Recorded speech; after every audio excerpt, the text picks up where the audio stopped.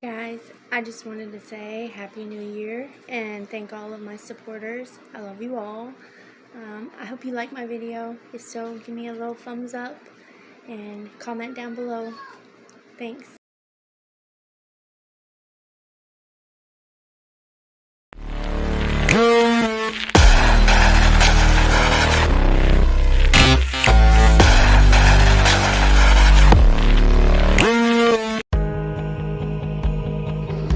Hello again. I wanted to give you a quick update on Kylen and Crystal's case. They are the two ladies that were murdered in Moab, Utah.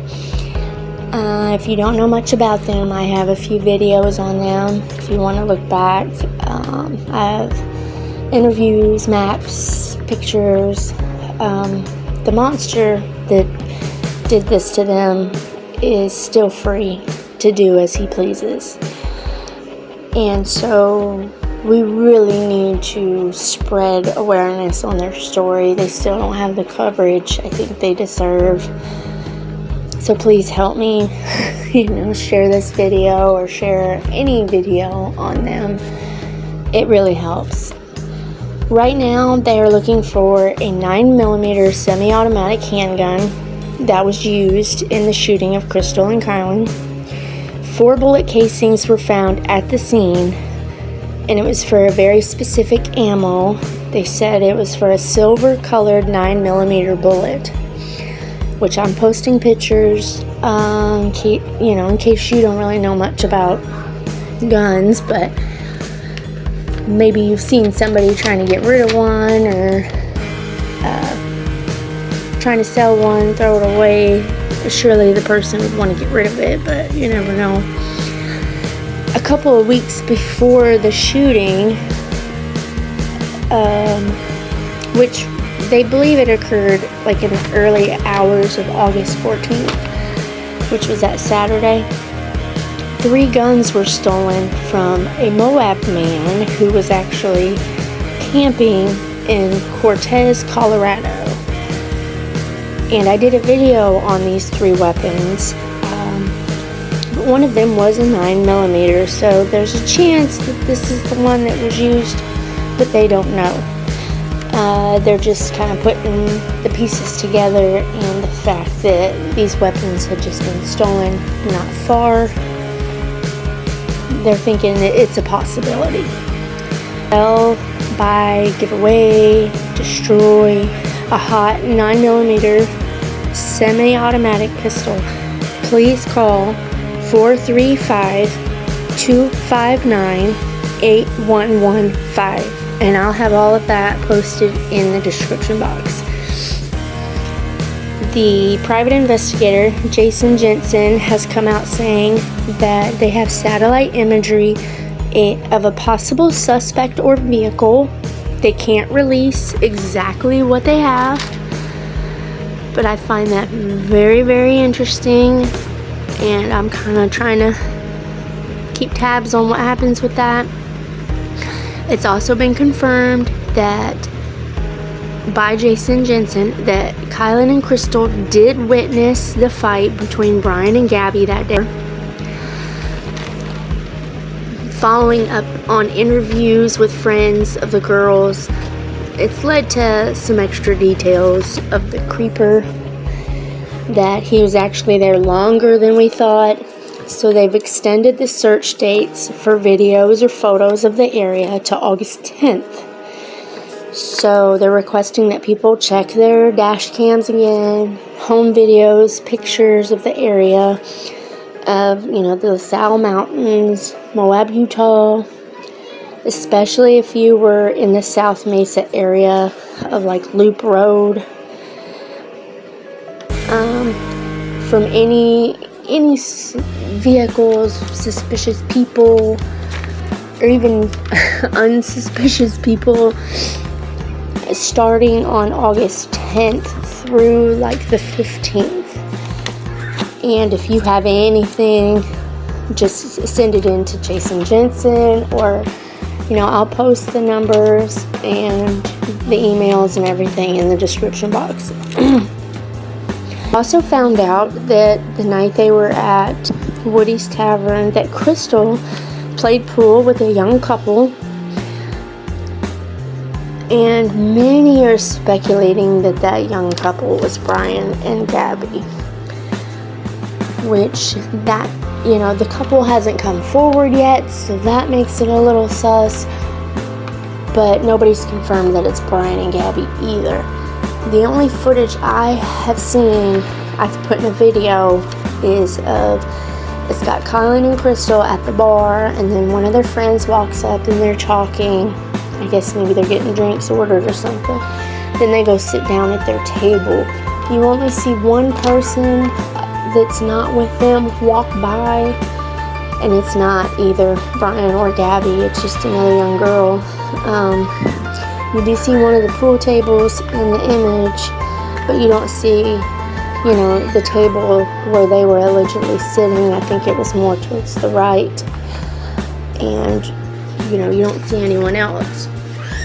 I don't know if Woody's has more footage, if they saved the footage, if law enforcement has it.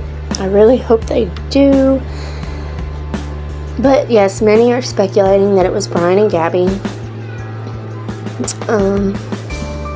Hopefully maybe Woody's employees remember, but we just don't know what evidence the investigators have. It's my personal belief that it is Brian that was there that night. And if you watch the video I just made on him, we all know he was super jealous of Gabby's best friend. And they were actually getting ready to meet up. Her best friend was going to meet up with them and hang out. I don't know if she was going to camp with them for a few days or what. And that was actually supposed to happen right before Gabby was hurt.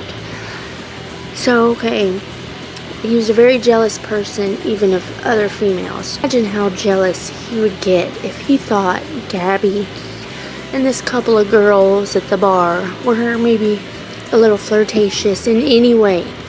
Or even if he misinterpreted their kindness for flirting. Being in a relationship like that myself, I know how he could have taken someone's friendliness for something more. But anyways, just imagine them being nice to her. As I said before, taking her under their wing. Maybe the night before, they even let her park her van at their campsite. Because you remember the day before was the fight in front of the Moonflower.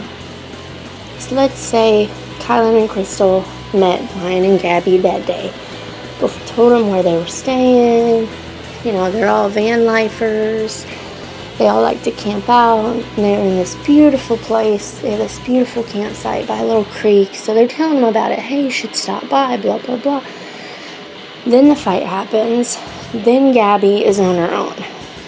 No friends. No Brian. Her in the van. Where is she gonna go? Hello. She would go to where these nice two ladies she just met told her where they were staying. It's some familiar, I cannot speak today. It's something familiar.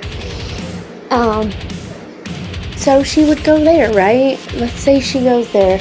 She parks her van. They hang out all night. They hit it off. They give her advice, whatever.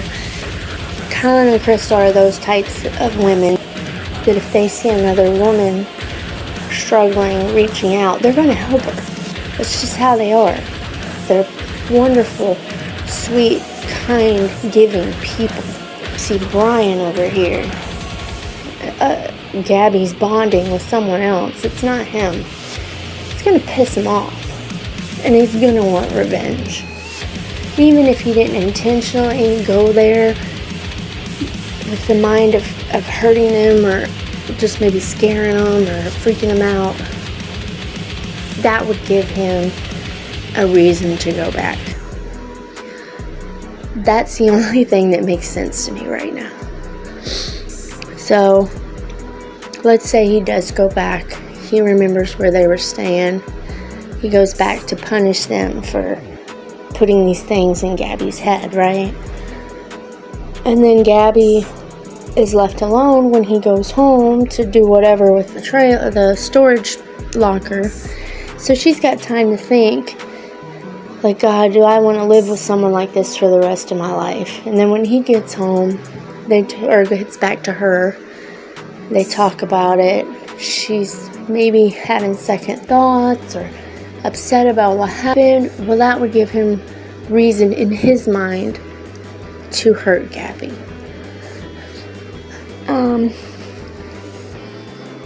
To me, those puzzle pieces fit together better than anything else I've heard. I mean, I've heard that cult guy. Yes, it could be him too. He does have an alibi. I guess he was working a couple hours away, but we were never told, like, what hours he worked, if he worked that day. He is the type of person to physically harm women and enjoy it. He even bragged about it, that he was going to do it before he escaped. And, there's probably lots of people that live out in the mountains. Could be any one of them. But to me, until they find out where Brian was the 13th and 14th, I feel like he shouldn't be ruled out. Like, the more we hear, the more that comes out about, yes, he did run into Crystal and Kylen. Yes, they did see them fighting that day. Now all of a sudden we're hearing that there was a young couple at the bar that played pool with them, and this couple has not come out to say, yeah, oh, that was us. That wasn't Brian and Gabby. That was us. There's no reason for them not to. There's nothing wrong or illegal about playing pool with somebody. So the fact that the couple hasn't come out really tells me a lot too. It's just craziness, and I don't understand how they can tell the locals, oh, no, Brian's been ruled out. He got ruled out like day one. And y'all are okay. Y'all are safe. It's okay. Go on about your lives. Don't worry about it. How can they say that unless they know who did it? There's no way they can say these people who did it. So that really upsets me too, because that's going to give people a false sense of security when there is still a killer out there. If it is not Brian Laundrie, then there is still a killer out there. And these two women do not deserve what happened to them. So I pray that they're working hard on this. I keep hearing that, the family's working harder than the police. So I pray that they are working hard on it. We just don't realize what all they're doing. If you know anything about this case, please let me know. I will do my very best to update y'all if anything else comes out. I try to get all my information from Jason Jensen, the private investigator, or Kylen's daddy, Paul Shulte. There is things that have come out that aren't really precise, I guess. So just, if you see things, videos that aren't really making sense about the facts of the case, just take it with a grain of salt. Some people are kind of changing things. I don't know how to say this without calling anybody out, because I don't want to do that. But anyways, I'll just end it here. Thank you all so much for stopping by to see what I have to say. I really appreciate y'all. If you think I'm doing better than I was, give me a thumbs up. I'm hoping I'll find the time to do a live soon. I'm really excited to. I'm nervous as heck, but You know, I have little toddlers that make it hard to find quiet time, so I'm actually surprised they haven't run in the room yet, yelling and screaming. But hopefully I'll get to do that soon, so I hope to get to meet some of y'all a little better. So thank you. Y'all have a great day, and God bless.